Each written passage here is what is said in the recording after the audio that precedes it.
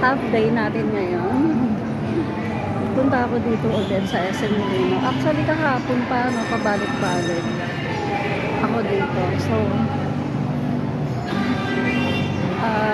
may nangyari kasi akala ko, fix na talaga na nagawa na yung kahapon. Yung LCD kasi ng phone ko nga, nagkaroon ng problema, diba?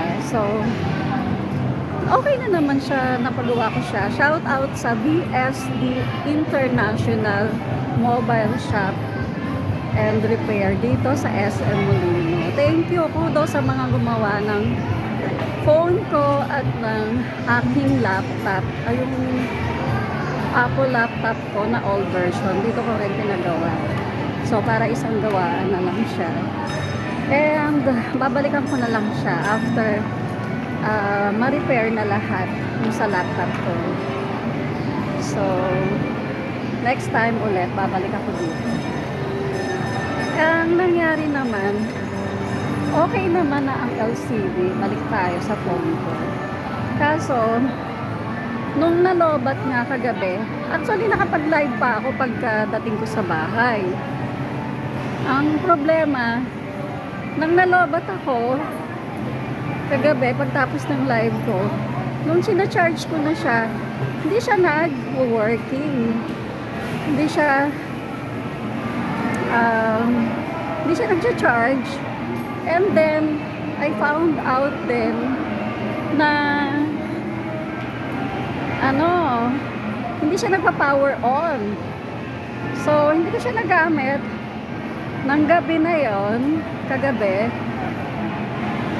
So, kaya napilitan akong bumalik ulit dito ngayon. Inagahan ko talaga. As in, ka-open lang ng mall, andito na ako kanina. Eto, okay na naman siya kasi hindi talaga ako umalis doon hanggat hindi na aayos. Ang naging problema pala talaga ngayon sa phone ko, na found out na nagre-repair. Kudos sa'yo, kuya, thank you ulit. Na found out niya na yung battery ko masyado na talagang hindi na okay, hindi na maganda. So ginawa niya ng paraan, palibagong line siya para maging maayos ulit ang aking mobile phone. At yun, finally, okay na siya. Okay na ulit yung phone ko. So, na-charge na rin kahit paano. Bago ko umalis doon, pina-charge ko ulit muna para sulit naman. Kasi another payment na naman tayo, guys, diba?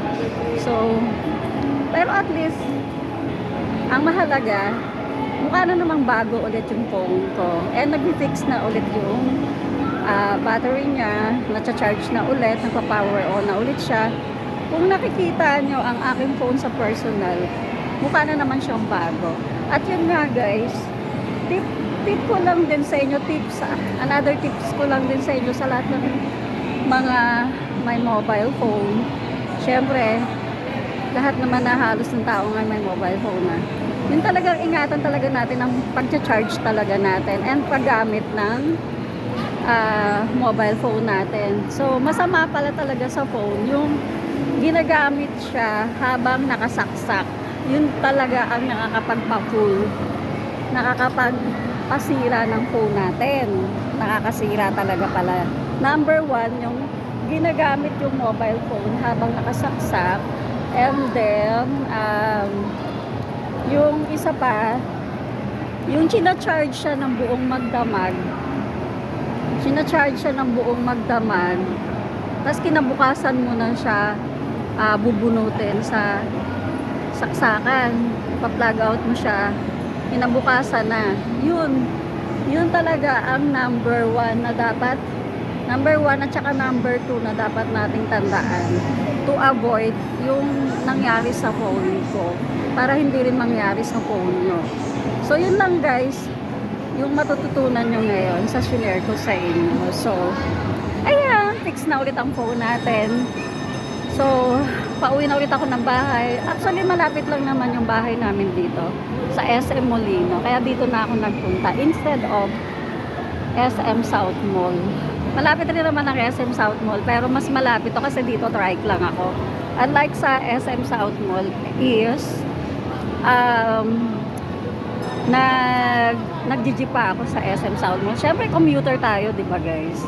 So, dito kasi sa SM Molino, trike lang okay na. Konting lakad, yun na.